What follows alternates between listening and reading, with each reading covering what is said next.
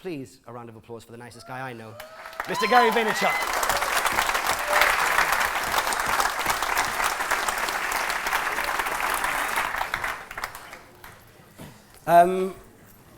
Looking into that camera, because a lot of people have seen Vaynerworld 1, and a lot of people right now in the YouTube world of the future are thinking about going to the laundrette and getting their laundry. They're thinking about doing the House of Cards back to back. They've got a lot of stuff they need to do in the future on YouTube.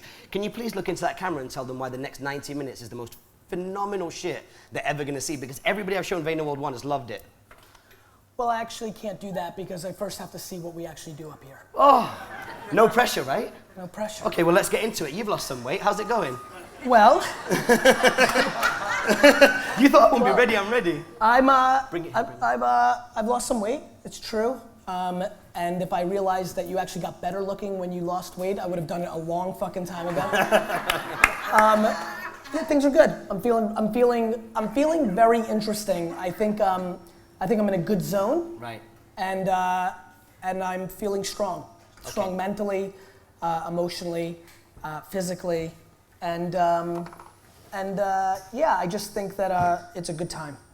Well, for those, before we start, we always do Gary's gift time. We have since the beginning of our interviews. This is our sixth one.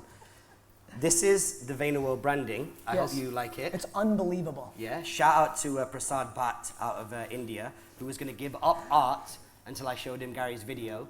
And then he actually went and built these caricatures. He's done Jim Carrey. It's unbelievable. He's done Johnny Depp. Unbelievable. He's done so many artists. And so, obviously we have an event program. You don't need to see that because you know what's, unless you want to. Well, I like the Jets jersey. Yeah. We've got a bookmark courtesy of Color Press, and this is for everybody in the crowd because it's Vaynerworld, right? It's music. I don't know if you've seen this, honestly. Let's start with this because I'm not going to go to my big one. The Vaynerworld mug. I love it. D-Rock, we got to get this on the show. Love it. Okay. Yep. I don't know which one to go with next. Then, this is amazing. How heavy is this? The only one in the world. Oh, right, you made it difficult for me to get I'm going to sell this shit on eBay. Who wants it? Amazing. Somebody couldn't get this out for me? Shit. Okay. Amazing. Amazing. So amazing. Awesome, buddy. As I said to you before, Gary, this is what happens. D-Rock, can you see it? I got it. This is what happens when you teach a man to fish, because that's what you've taught me how to do. Right, and finally... This is insane. I saw this on social. Vaynerchuks. This Vaynerchuk's thing is amazing. I love it. I wish I could eat this shit. Every single one. Mike, can you get a pass for a Vaynerchuk, Mike? Mike, can I eat this? Fuck you. For every single one, and please everyone, because they're all in muddled up to order, and we need to do a raffle. It all goes to bowel cancer. Please buy one because you get a chance to win one of those canvases, not that size, a half size one. And let's get into it. By the way, every single time we've done an interview, you've completely thrashed me. Sneaker game. Oh yes, you've won this time. Massive. Yeah, the Superman. All right. Can I get a round of applause? Yes. Also, I want to give a shout out to the filters. We made one, you made one, a couple of you made one. So Snapchat filters. Make sure you bring out your snap, take some photos, and use the filters. They're amazing. I've campaigned and got folks here. There's always a percentage of people that don't know who you are, and I believe that every video benefits from the context because your story evolves so quickly. Could you please tell the folks here and the folks watching in the future who you are, where you come from, and where you're up to at the moment? Sorry for the ones that have heard this 8,000 times. You can check your phone. The quick version, because I've got a vibe of the room, is I was born in the former Soviet Union. I came to the US super poor, 8 family members in a studio apartment, cliche American dream story. We opened up, living with 9, 10 family members. My dad eventually got a $2 an hour job in a liquor store in New Jersey. Eventually became the manager of that liquor store. We moved to Jersey. I was super entrepreneurial as a kid, 5, 6 years old. Lemonade stands, washing cars, pulling out flowers and selling them. That was just my jam. My dad eventually saved every dollar, opened up a small liquor store in Springfield, New Jersey, and dragged me into that business. I was making a couple $1,000s a weekend selling baseball cards, as a kid. So I was starting to make money as 13, 14 years old, but eventually my dad dragged me into the store, $2 an hour, and bagging ice, and that became my life. Fell in love with wine at 17 because I realized people collected it, and that kind of became the connection point for me around having a passion around my dad's business. Discovered the internet when I was 18, realized I could sell stuff on it very quickly, didn't grow up techie at all. Tough for the youngsters to know this, but like, didn't grow up with the internet, spent 30 minutes on a computer. 3 to 5 hours is probably the real number. 3 to 5 hours in my life on a computer by the time I was 18 years old, right? Discovered the web, realized I could sell on it, and in 1996 I launched WineLibrary.com, one of the first e-commerce wine businesses in America. Took over my dad's business in 98, and from 98 to, were you born in 98? Took over my dad's business in 98, and from 98 to 2003, in that 5-year window, the real reason I get to sit here is I made every right decision with every dollar I spent in our family business, whether it was e-commerce, email marketing, Google AdWords, banner ads, all of that, and grew it from a $3 to a $65 million a year business. YouTube came along in 06. I thought it was gonna be a big deal. I was right. I started a wine show, sat in front of a camera every day for 5 years and drinking wine for 20 minutes at a time. And that became Wine Library TV. Google buys YouTube for $2 billion. It freaks me out. I'm like, enough of being right and not really making the kind of bank I should be making for being so right. I'm gonna invest the next time I feel this. That next time was a couple months later at South by Southwest. Saw Twitter, thought it was gonna be the next big thing, invested in it, made a video that Twitter should pay attention, that Facebook should pay attention to Twitter, as Facebook had emerged and become the leader over MySpace. Went viral inside of Facebook. Zuck's team asked me to come out and speak. I spoke, I crushed. Me and Mark became friends. A couple months later, I bought a bunch of stock from his parents, came back home, figured out that Tumblr was exploding with high school kids, became friends with David Karp. They were New York based, a couple of coffees, invested in Tumblr, and came out the gate with fire, right? You know, Facebook, Twitter, Tumblr, made a lot of money, became a super angel investor, decided to write a book off a talk I gave at the Web 2.0 Summit, stopped watching fucking Lost. Those words changed my career. Got off stage, 6 book deals in my inbox, took one, wrote a book called Crush It. That book went big. My brother graduated college, we started VaynerMedia. First 2 years I was dealing with being Gary Vee, speaking, the book, still running the wine business, investing, half-assing VaynerMedia, because AJ had it, and God, client service sucks.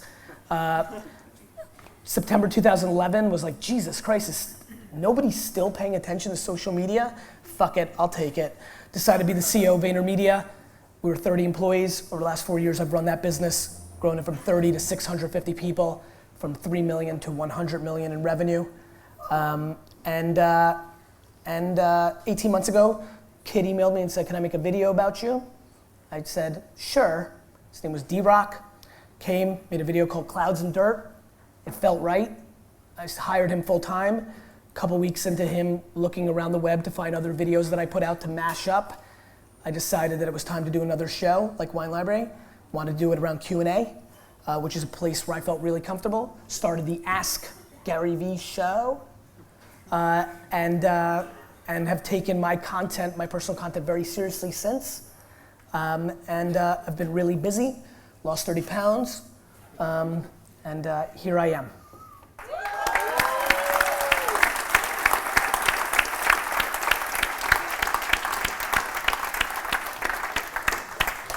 So we have you as Gary Vee there pulling the flowers out with the baseball cards between the clouds and the dirt and the lemon above your head. We have the wine guy, we have the one that changed a lot of people's lives, the one that you were talking about, the Jets guy, and then basically where you are today. And now, London employer. Yes. What made you choose London over other cities? It's convenient to get to from New York. Sorry, it's true. I'm gonna be honest here. You know, it's a huge market. It's an English-speaking market. It's a city that I enjoy quite a bit personally. I'm the CEO, I need to feel good about it. it's the right place for us. And it was feeling like it was the right place, but what has happened here in the last 48 hours has been so remarkably obvious to me that it is the right choice for me, the company, and our careers. Had an incredible young man as an employee, Eric Fullwire, who worked with me, went to Boston, came back, thought he was the right guy, courted him with the idea in Austin, Texas at a South by two ago, and started mapping the plan. Have a lot of global brands that work with us, the biggest brands in the world, started really courting us to do, global. And this felt like the most practical, smartest, most convenient, and most vibrant marketplace that we could go next. And that's why we're here. Can we say bloody? We can say bloody. Which is fine. You like to... Cheers. You talk a lot about kind of like winning before you kind of start having the sale done before you sell. Are there any clients that we already won here? Brilliant. Are there any clients in particular that said, Gary, if you go there, we've got you? No. No? They've all innuendoed, but I felt like we were ready to move. I mean, preferably that's how I want it. Singapore is very much on my mind. And I think if I'm gonna go there, I'm gonna definitely have a client because this is convenient. Like if I need to be here every week, I can be here every week. I can fly in, fucking sleep for an hour real quick, bang it out to midnight, go back home the next morning. Like I can be here a lot, so that made me feel confident that I didn't need an anchor client to pay my bills. The business is big enough now that, I have a mental commitment to lose money in year one, VaynerMedia London. We won't, based on what I'm feeling right now, but I was planning on it. And based on what you're feeling right now, looking at things like HR, recruitment, what are some of the big pillars? What are the kind of big priorities that you think, okay, for London, I'm gonna have to adjust or tailor that for the market? Or is it same as the US, one size fits all? We're very simple. Like we think that most businesses waste money on dumb shit. And when I look at the data around what these people are doing day in and day out, it's very similar to the US. We're doing more e-commerce here. It's more omni-channel. There's so much opportunity. And I don't think that the other agencies we compete with are selling the right stuff. And that's a white space. And so I don't think we have to tailor much. We're probably gonna have to tailor 47 things, but just like I couldn't tell you that this is worth your 90 minutes until it was over, I need to taste it. I need to come in and feel it. I need to run it. I need to do it. And then I can decide how we're gonna tailor it to this marketplace, not take any of my accomplishments ever before, because my friends, you're only as good as your last at bat. Nobody cares what you did yesterday. And so just because I've done well before doesn't mean I'm gonna do well here. I need to come with as much humility as I'm coming with bravado, feel it, execute, and then I'll know what those 4 to 7 inevitable tweaks I needed to do to make this successful. So let's make those 90 minutes worthwhile. Obviously, I'm used to interviewing you in promo cycle, where there'll be 3 interviews the same week before, or 10 immediately after. So I'm trying to come up with some unique questions to make it worthwhile. Firstly, if you had, Hot 97 makes some pretty cool videos, and they've got this thing called One Got to Go. So they'll take Pharrell, Timbaland, Dre, and somebody else, and they'll say, one of them's got to go, right? In terms of, you got to just palm that one to the side. I won't do that permanently, but of the 4 apps, Instagram, Snapchat, Facebook, and Twitter. If you switched one off for a year, if you could switch it off for a year only, is there too much noise there right now? Yes. What's the basis? Yes. Now you're in. You even say that as well as being in promo cycle for your book. You fuck it. It's gone. Twitter's my high school sweetheart. Yeah. Like Twitter made me. I love. Are you like that? I love Twitter, but I'm very, very disappointed that the product has not evolved for 5 years, and I think it's their fault, and I'm angry and disappointed. But and look. The one thing that makes me hesitate when I say Twitter so quickly is, and you guys that follow me the most know, I'm still easiest to get there. But if I had to kill one, what I would do is I would move. I've been challenging myself, and some of you felt it already. I've upped my engagement game on Snapchat aggressively. Snapchat's broken. I'm getting so many snaps that they're disappearing. I can't get them. Literally I'm getting so many that you're sending me something and I never see it because it only goes so far. It's not saving in the queue, and I'm like, fuck. So that's why I'm not promoting for you to engage. If Snapchat saved every one of your messages, I'd be pushing you more and be engaging with you more. But I'm getting too much volume in between being the actual CEO of a big company that when I get out of a meeting for 4 hours, if I know that I'm losing 100 or 200, I can't make that promise to you when I can't deliver. So I've been upping my Instagram engagement game. I've been able to do that. I'm obsessed with Facebook Live. Facebook Live's really interesting to me because unlike Periscope, when I go on Facebook Live, it's saving all of your comments like a normal Facebook post, and I can really, like tomorrow I got 12 hours to London, and what I love about London, by the way, some of my team's gonna laugh, this is my secret reason I'm so pumped we're here. The traveling here and then traveling home from here is a huge win for me because I actually get a night of sleep, and then I'm awake and I have that whole flight to really catch up, and when I land in New York it's still half day, so whatever fucked me between 9 and 3 p.m. I can still get to 2, and I feel fresh at the end of the day. So I'm excited. Tomorrow I'm gonna crush a bunch of work, and I'm gonna have 4 to 5, 6, 7 hours, and when I catch Wi-Fi, once we get over to the States, I'm gonna go into the Facebook Live video from last night's meetup, and I'm gonna reply to every one of you fuckers. And so I love that. So what Twitter does for me is it's, because I've been doing it for 10 years, it's a place where I can reply to you guys so well. I would just have to force my behavior on Instagram commenting and on Facebook Live and on Snapchat direct snaps to get back to that engagement. But the attention, like getting you to buy the book, getting you to watch the show, when I go in for that right hook, Twitter's a distant fourth, even though it has my most followers, in making it actually happen. I can check this out, this is scary as shit, and I'm sorry Twitter, but it's true. I can get more people to tweet at me if I put up a post right now on my Snapchat story than if I asked for it on Twitter itself for a tweet back. Do you know how fucked up that is? By the way, that sums up what I really trade. It's attention. You know when I always tell you it doesn't matter how many followers you have, and what you say is, yeah, easy to use for you to say million follower fuckface? I mean it. I mean it because I know my 33,000 last night stories, got it back up a little bit, getting a little more aggressive, 33,000 Snapchat stories last night has more depth of attention than my potential 1.2 million impressions on a tweet. Love it. Great. Good answer for everyone? All right, I'm going to come with unique ones, and they're going to have to come from a little bit from the left field. I thought that was good. Thank you, I appreciate it. I've been working pretty hard. I've been doing my own little daily V shows in terms of effort. Which show, if I could offer you, and I know you don't watch much content, so humor me. If I could offer you one of 2 shows on YouTube, which one would you watch? Daily V. Well, check this out for a segue. The Daily V with Sasha V set in 1970, or the Daily V set with Xander V set in 2050. Drops mic. That's a great question. That is a great question. I'm proud of you, but that's the best question you ever asked me. I would say the 6 interviews you don't have to watch because they're basically basic, but that was good. Basically basic. Sasha. Because my hope on that bet would be that I can see Xander, but I could never go and see what Sasha was doing in fucking Belarus. Right. Which, by the way, was some gangster shit, I hear. Drinking some serious fucking vodka pops. Sasha. Yeah? Yeah, I'd be curious. You know, I knew my dad as a 40-year-old operator, which is insane. My dad was 44 years old when I was 22 and took over ops. Like, now that I'm 40, I'm like, my God.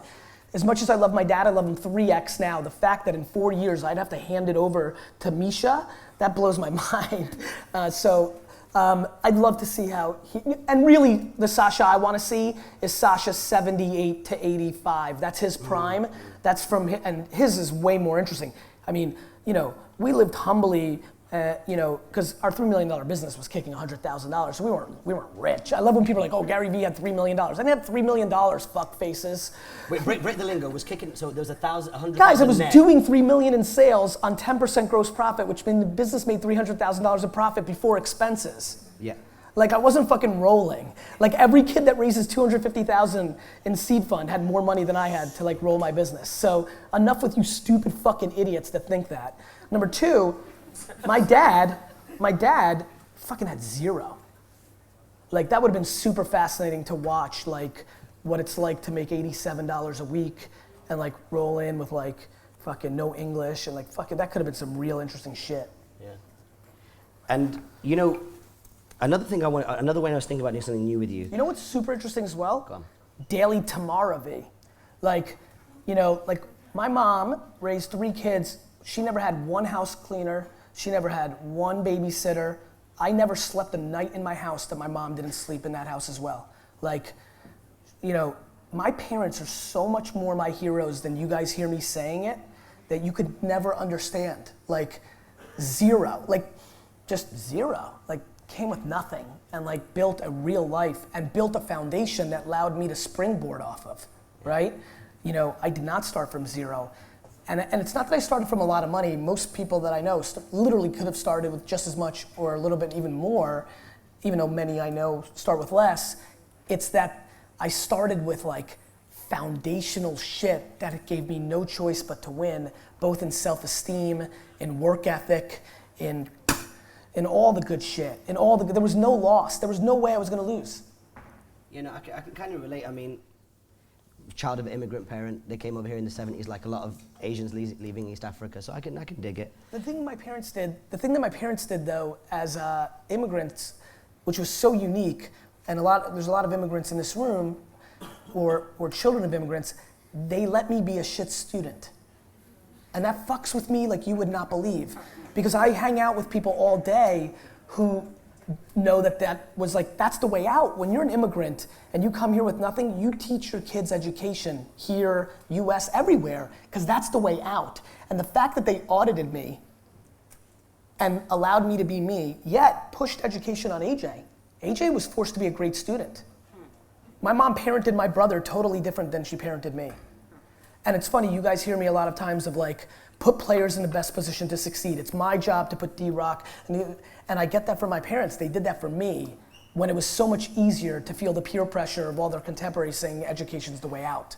So they rose above that and didn't follow the blueprint. They followed what I was showing them I had. It's a big deal. And it's a big lesson for a lot of parents in this room, because if there's something that I am massively visceral against, and something that as I continue to grow and try to like use it for like messaging, it will be the following. A parent that forces a clear entrepreneur kid to go to college and collect the debt because the parent's self-esteem is wrapped up in their kid to go to a good university are the worst fucking parents on earth. I mean that. That to me is fucked up. And I see it, it took me to become a parent, it took me to get a little older. I'm like, it's been mind-boggling to me as I figured this out. I'm like, whoa, wait a minute. This is why this is happening? The parent wants to put that university sticker on their fucking car. And it's one thing if mommy and daddy pay for it, then they can do it. If your parents paying for it, then listen, and they're the parents, that's different. But the ones that are forcing their kids to go and get debt on the kid when the kid is meant to be an entrepreneur, that fucks with me.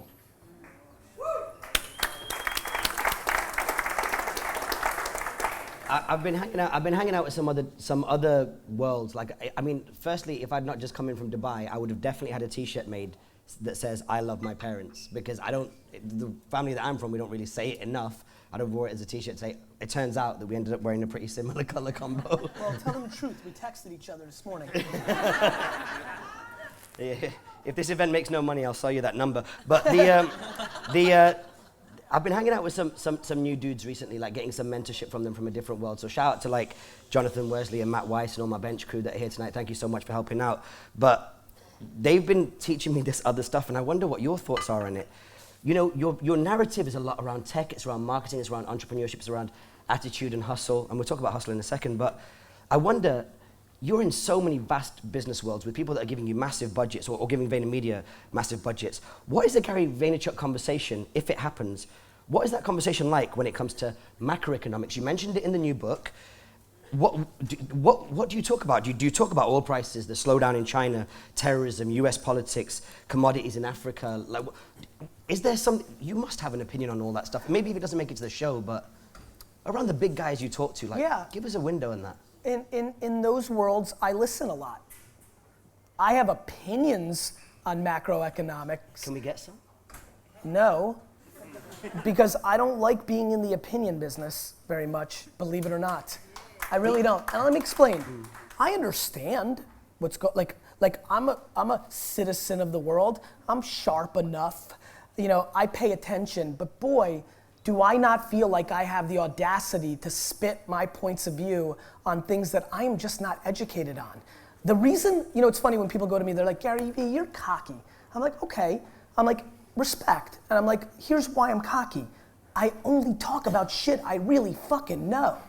Like, when you only talk about wine and marketing and business and technology startups and the New York Jets, and you really know it, you come with the audacity. Look, I know oil's collapsed. I know what happened in China in the first 60 days of their stock market. I understand what's going on with, I have thoughts on shit like everybody's teaching every kid right now how to be a developer because they think that that's a good way for them to make a living. But when every kid gets taught to be a developer, it commoditizes the skill, and all these kids that are being taught to be developers are gonna get paid $30,000 a year in 7 years because everybody can do it. So I've got thoughts, but I feel like I've got real strength, like top of class strength around human behavior and technology and selling and marketing. And so look, you can talk about a lot of things.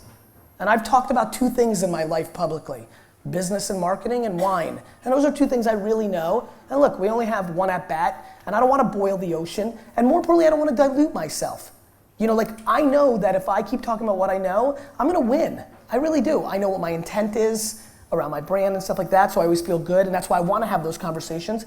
I feel great about look, I've been right a lot more than people think. The truth is, I wasn't doing Daily V or Ask Gary V or producing content when I was on an island by myself on the East Coast talking about e-com in 1995, when everybody told me the internet was a fad. You know, I wasn't making some crazy video when I bought the word wine on Google AdWords telling you to buy AdWords, right? Like, I wasn't doing that. So I know my narrative. You've caught it somewhere along the way. I know where it's going. And so I think it's in my vested interest, and more importantly, it's my responsibility to do the right thing by people that you guys have allocated your attention to me. Attention, the single biggest asset that you could give me. And so I don't wanna kind of randomly spit shit that's kind of a whim or a thought, and I don't have time to fucking learn the oil market. Yeah.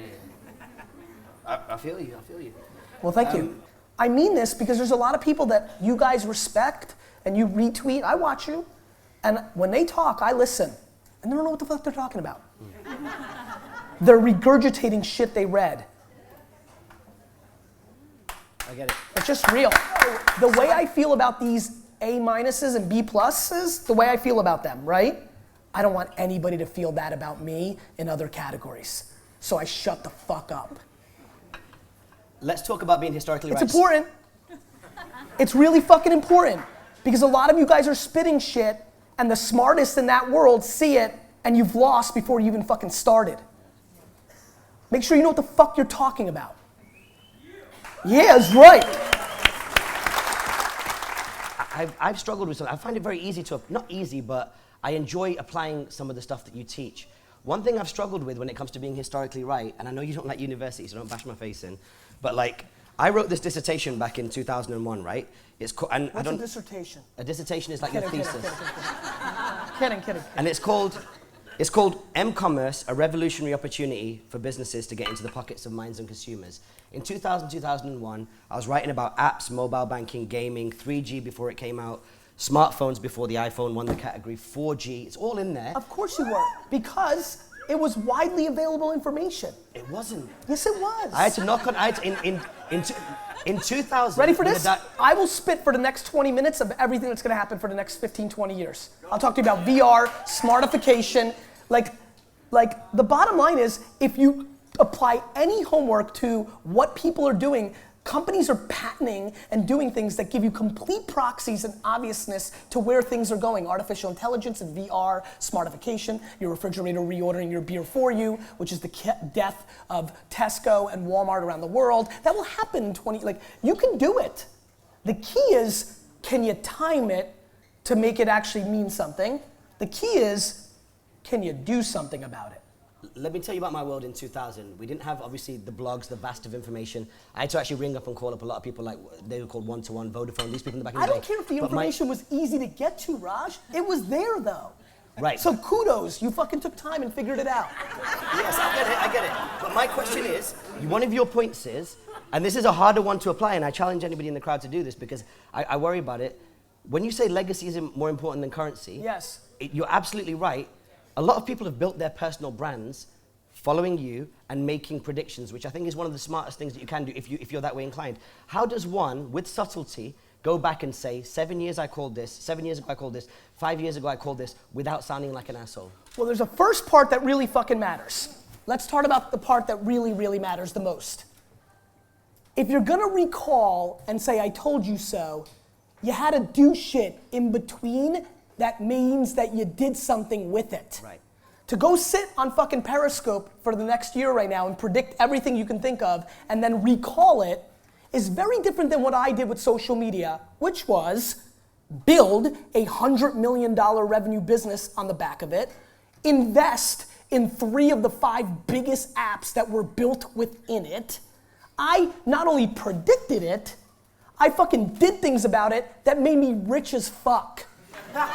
So that then allows me to recall it because it matters. To just sit here and guess, I think we're gonna build stores on Mars. And then what? When you're 92, be like, I told you. Who gives a fuck? So what's important is to not just predict, but to make your actions mimic your predictions. For example, BookScan. BookScan has the numbers of how many books are sold. Last week, I sold more books than the next 4,000 business books, or 1,500, some ungodly number combined for the week. I like that because that makes me feel special. But that's not why I'm telling you. Besides, I want to humble brag. What I did was I was like, holy fuck, that's crazy. So I looked at the list. And you know what I noticed? Something super fucking interesting. There was a lot of social media experts that wrote books. And a lot of them, for numbers, I sold 105,000 copies. A lot of them, my contemporaries, you follow them too, you say their names in the same breath as mine. They sold 1,800 copies, 900 copies, 2,000 copies. Let me ask you a question. If you're so good at fucking social media marketing, wouldn't it be a good idea to apply those skills to sell your own fucking book?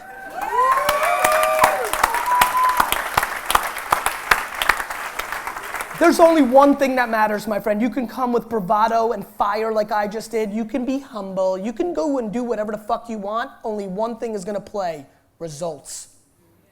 In 2009, everybody started social media agencies that had a lot of Twitter followers. They're all gone, and I'm about to win the whole fucking thing.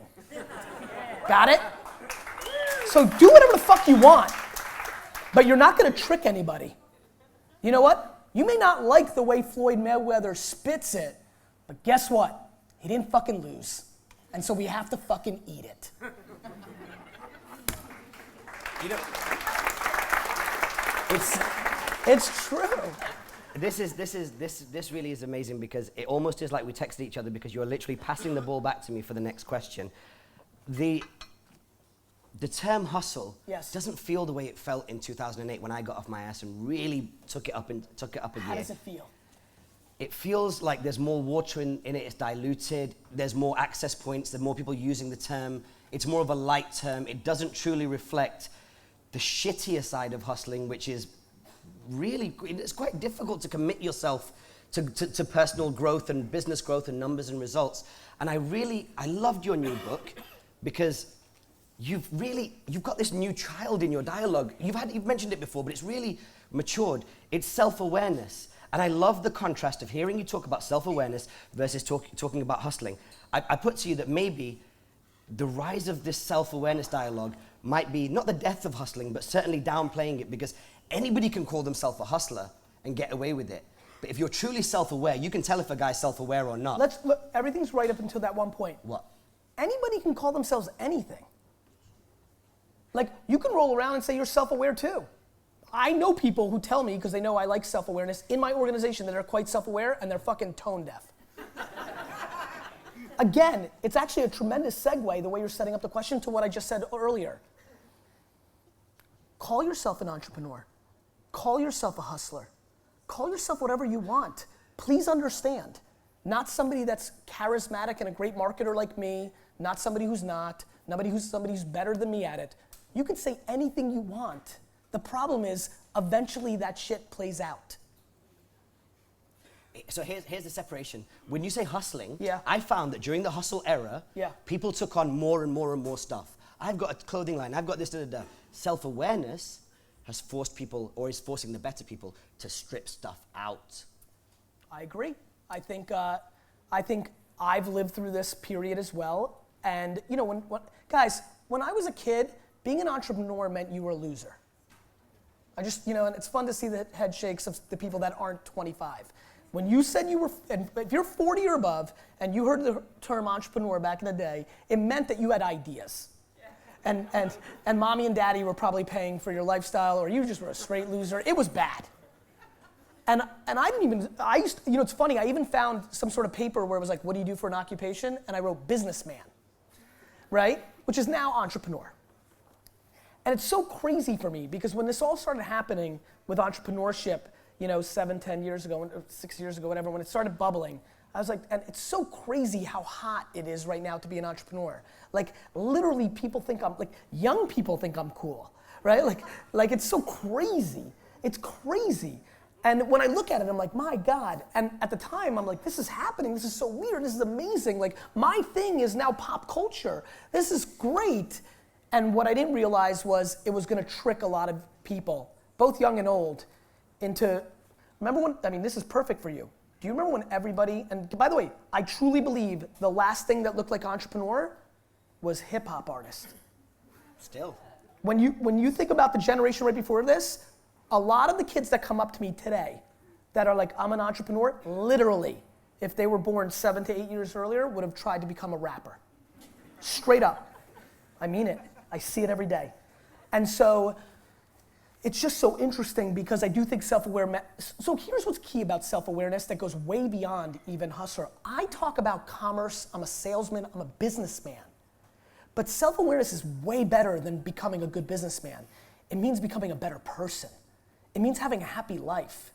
Like, I'm so fascinated by, I hate when people hear advice from people that you don't need to make that much money to be happy, and I don't even say it that often, because it's quick to be the same thing of how many followers I have. They're like, easy for you to say, So I don't say it. I try to find my friends that actually don't make a lot of money, and I've been telling them, like, you need to start telling people how happy you are. You make $57,000 a year, your work-life balance is perfect, you don't want shit, you're pumped, you're good, you're so damn happy. Meanwhile, I'll see them, old high school friends, random friends, people I've met in different places, but then I go into my business cocoon, and I go have dinner with a buddy who's making $10 million a year, miserable fucker. And I'm like, this is so intense. You start looking at studies where they go into these places where it's the most remote parts of the world, and they're the happiest. They don't have shit. They're this happy. And fucking people are not happy. The reason, and I'm very proud about what I'm about to say. There's one reason I started talking about fake entrepreneurs and bullshit entrepreneurship and self-awareness. One, because there is more suicide and depression going on in entrepreneurship than anybody's talking about, and I feel responsible to take the baton and change the conversation if I'm capable. One, even though I felt it for the last 3 or 4 years, I thought it would be kind of weird, because I was gonna be like, I'm one, but you're not, ha ha, right? So I didn't wanna go there. But when a couple of my friends killed themselves, and I know why. You know why? because their business failed. And the market's telling everybody, everybody's gonna win. Got it? Then I'm like, I'm part of an ecosystem that's doing something wrong. And then when I started really looking, you know, that hit me, as you can imagine. And when I say friends, I mean solid acquaintance. I would say the level we're at. We're friends, but, you know, busy, we don't get, like, that, you know? That hurts. And then, you know how life is funny. Then you, like, right off of that news, I go into 4 or 5 pitch meetings, pitching me startups, and I'm like, these kids aren't entrepreneurs. This is rich kid Charlie, who never had adversity in his life, and he's rich, and his dad got him all his connections, and he just wants to do it because everybody at Harvard's doing it, right? And it's actually more practical than getting a job. You raise money, you learn. If you lose, who gives a fuck? Like, and I'm like, shit's broken. So, do you think it's fun for me that everybody comments and shares stuff and the press picks up? Gary Vee says, no, you know, entrepreneurship is born, you can't do it. And then every comment, a person that never has heard of me before is like, fuck this guy, fuck this guy, fuck this guy. It's not fun. But I know I have the internal strength to eat it, and I have a responsibility to a space that's been very good to me, and that if I can help one kid, one kid just realize she's a number 3 or he's a number 5, and they're successful and happy, versus going to try to do something that they were not born to do, but because it's the cool thing to do right now, they go and do. If I can pull that off, one, for all the shit I've got to eat the next 24 months as I get bashed for going down this path, that feels good. I'll do that.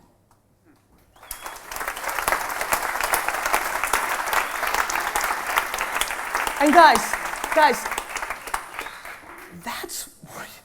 that's real talk, right? Like, I can give you tactics, and we can talk about crushing it, and we can talk about, like, living the life. Like, if you don't let anybody else dictate your happiness, you will win. And that is why I won. I am at a place where my ambition is greater than all you fuckfaces combined. At the same time, I swear, the level of being content would baffle you based on what I spit. And that is something that I would wish on all of you, you know? And so I want to figure out new ways to elevate the conversation, because, and by the way, one of the reasons I went into a cocoon and built another business, not on your backs, is because I wanted to have the platform to be able to say the shit I'm saying tonight, right? That I'd have the actual credit to do that, because I'm building businesses. I'm a real entrepreneur. I'm better than you guys think. You just haven't figured it out yet. I mean it. And you haven't figured it out yet because I haven't done it yet. That I'll make a prediction on. I'm gonna fucking win at a level that's gonna confuse people, because I'm that good. I feel you.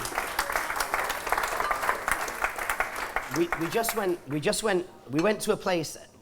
This is magnificent. We went to a little bit of a dark place. But for me personally, as a creative that spent a lot of time and effort coming up with these questions, I'm so glad that we did. There's another question that I have that, again, it's like you're throwing me the ball back. You've gone through a range of emotions and a tremendous amount of effort, and you've now hit the ripe old age of 40. Congratulations. Thank you. Does that get a round of applause? Because 40 is pretty good, right? Like, it's unbelievable how much I would give up, AKA all of it, to be 25. And that's when I see so many young faces, I'm like, if they knew what they have time. The asset, the fucking asset. In time, if you could go back at any point in time, through a time machine, and either congratulate or console yourself, which one would you choose, and what time in your life would it be? This is super interesting, because I can't believe what I just reacted to when you said that.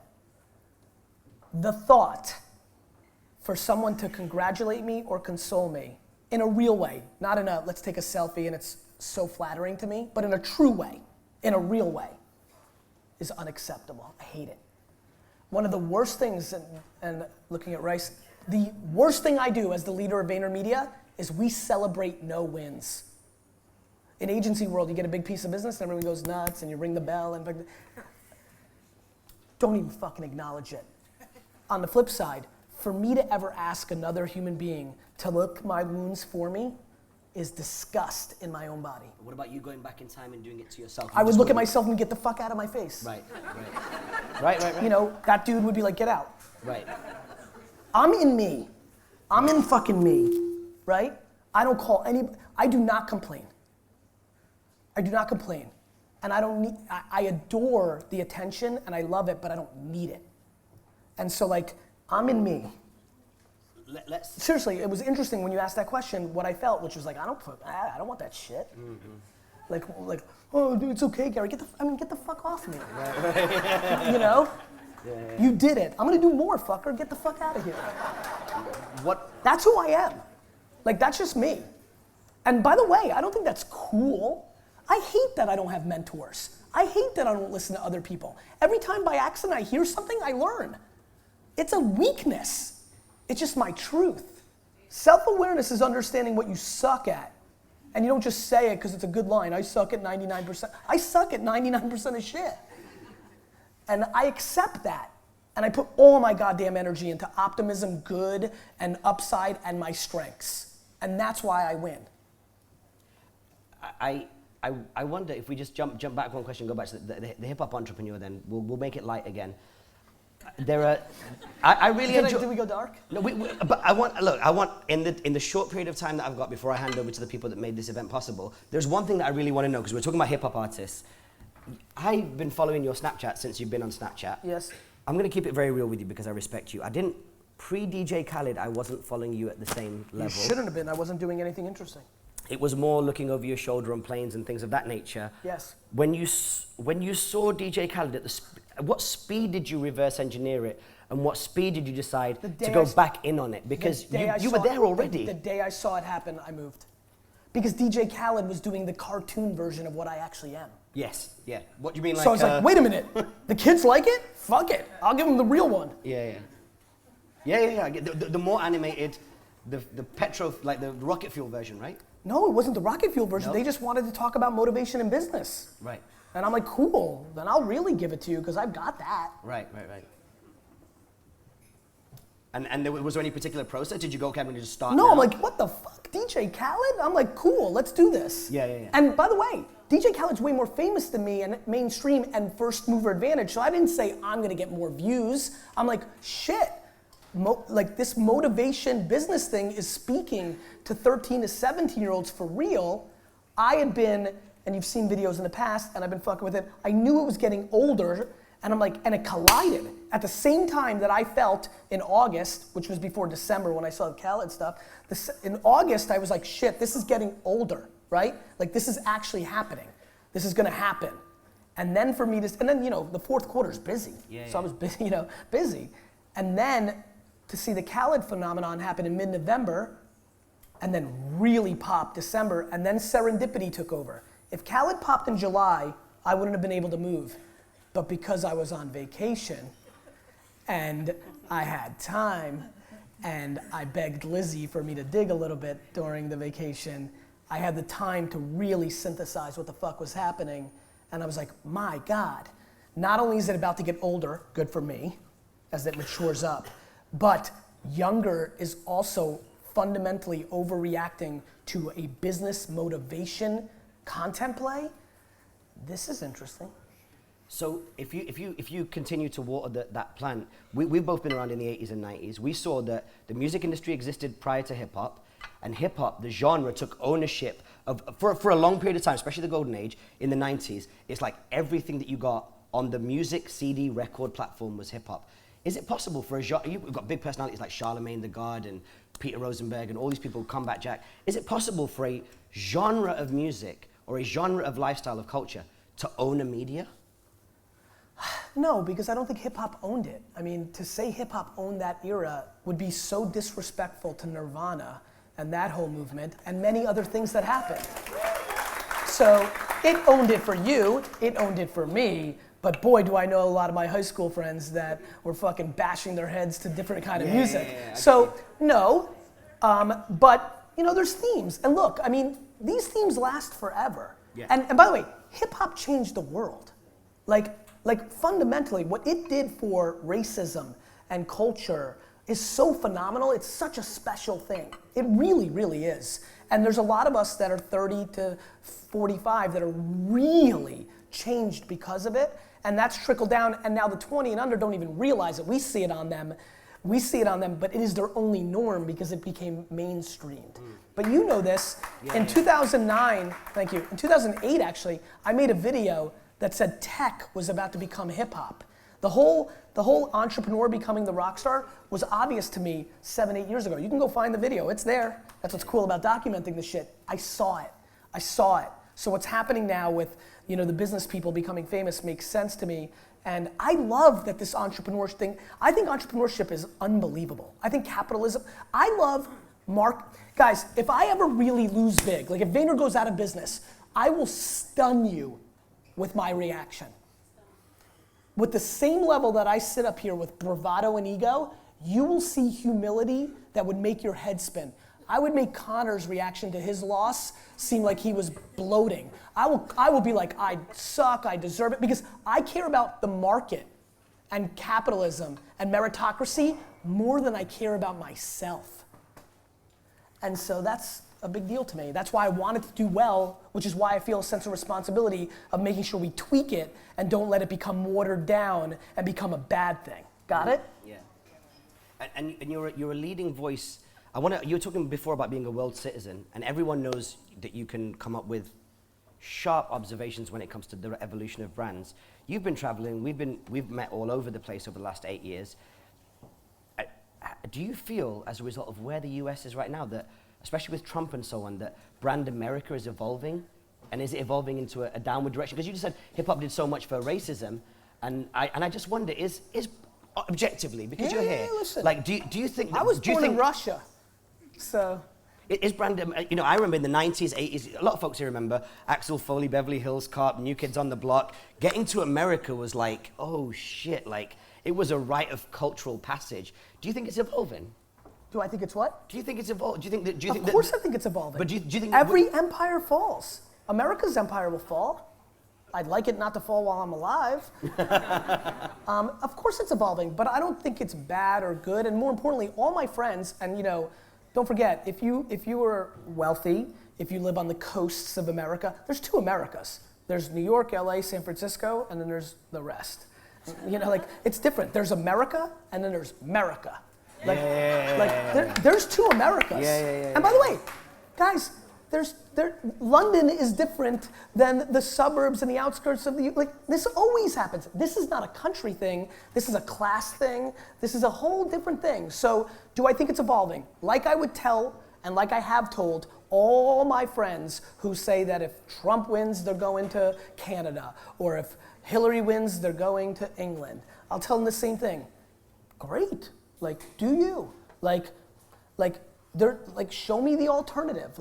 I don't know, to me, I love when people are like, China. China is a communist country that has capitalistic tendencies. Go do business in China. Come back and report to me how capitalistic it is. Look, I never think America is high as people think, and I never think it's as low as people think, and I think you're, just like I said before, and it will be the theme of my life probably forever at this point, because it's just the truth. Your actions speak louder than your words. So talk whatever you want to talk, do whatever you want to do, it is what it is. Do I think that I want negative things to happen? No, I do not. But the world is in a complicated place and it's always evolving, right? How do you think somebody whose parent died yesterday in Belgium feels about some geopolitical issues? I'm gonna guess different than I feel. So I'm not gonna, or how do you feel in the reverse of that when the young brown boy in Belgium got punched in the face yesterday and he's the greatest fucking kid on earth? How do you think he feels? So come on, this is like when people are like, millennials. There's no millennials. There's no America. There's Gary Vaynerchuk. There's Paul Thompson. It's an individual breakdown. There is a collective. There always is. But to me, it's evolving. But listen, I'll be honest with you. And either I am way too optimistic, way too naive. I struggle with thinking anybody can impact me. I struggle with it. I don't give a fuck who the president of the United States is. It's not going to impact me. It's not gonna make me a worse person. It's not gonna make less money. When all my business friends were mad that Obama took 3% off the top from us, I don't give a fuck. He's taking the 3%. As long as he takes 3% from everybody else that looks like me earning, I'm good. Because that means it's a marketplace and I'm willing to fight, right? Yeah. Dude, you know, Obama was gonna change America's brand in the world. Didn't happen the way a lot of people thought, but I support the president really hardcore because it's a tough job. Yeah. Now, do I think that we're getting into sensationalism? I do. Do I also think that these people are spitting shit to win? I do. Do I think that some of them spit shit they don't believe to win and then will act differently? Of course. Obama did that. Bush did that. Clinton did that. Like, so it's tough. But like, yes, I mean, like logically, I think America's evolving, just like I think every part of the world's evolving, and logically, I believe that America's reign as this leading nation in the world will run its course because they all do. They all do. But some of them take 3, 4, 7, 800 years. I don't know where it is. Again, I really don't want to see it because I'm cozy. I like New York. Ladies and gentlemen, that's my bit done. I hope it was of some value. Thank you very much.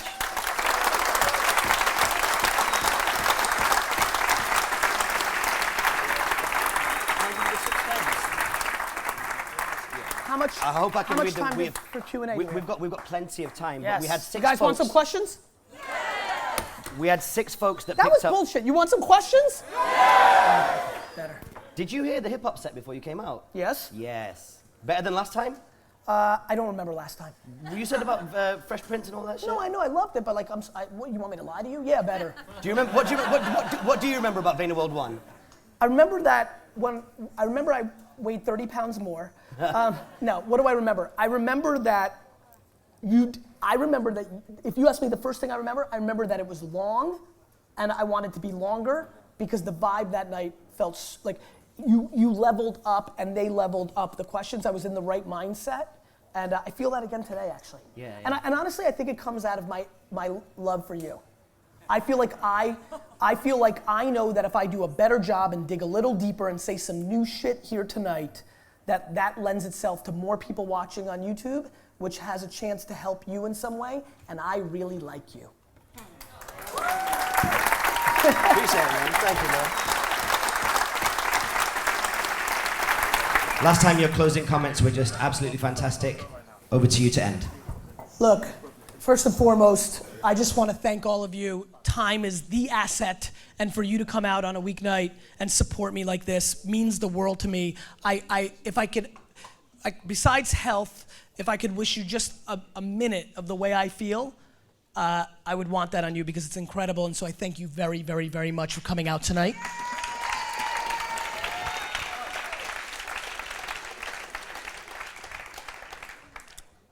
I just really think, I really believe this from the bottom of my heart. I think we only live one time, and and we don't act like it.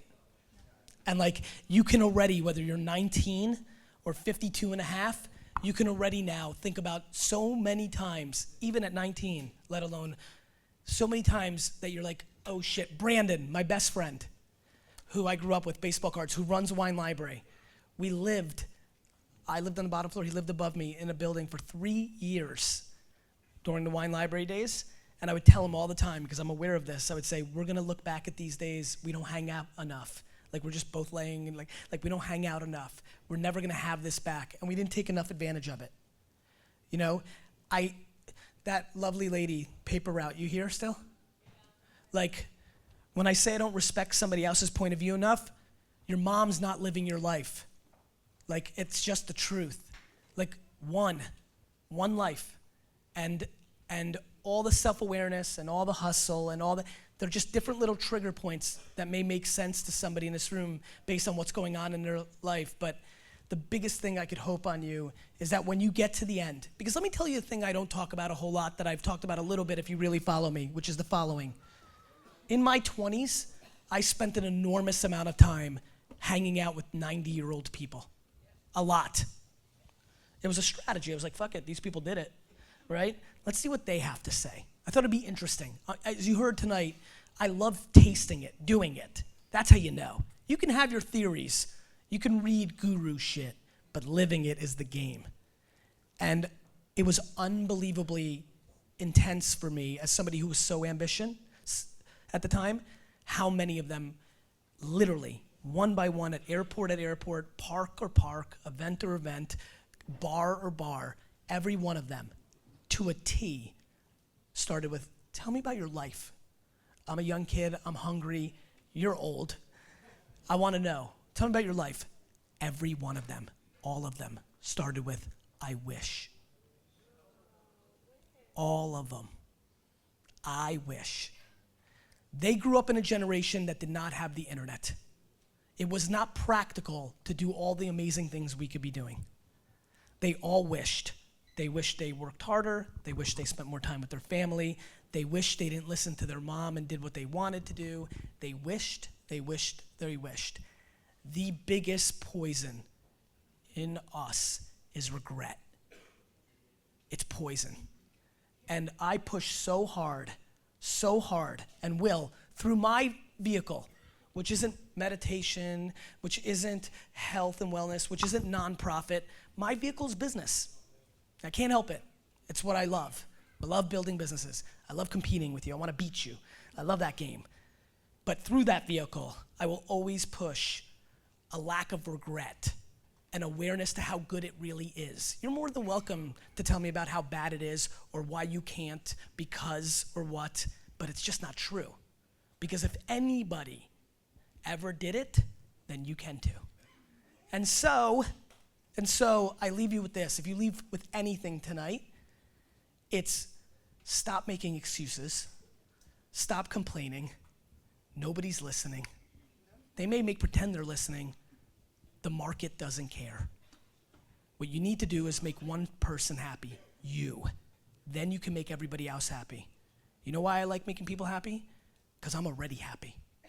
And so I implore you to take this last little rant and really look at your fucking face and understand, are you doing the things that are putting you in a position to succeed, not just in a business world, but in life? Because it's super important, because boy, when you're happy in life, your fucking business can roll.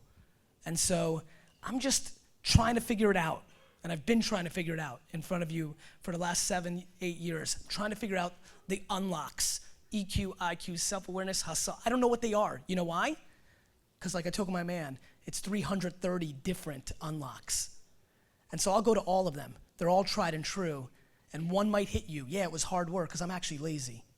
I talk a good game, but I'm full of shit. Or it might be something else. But fuck, one.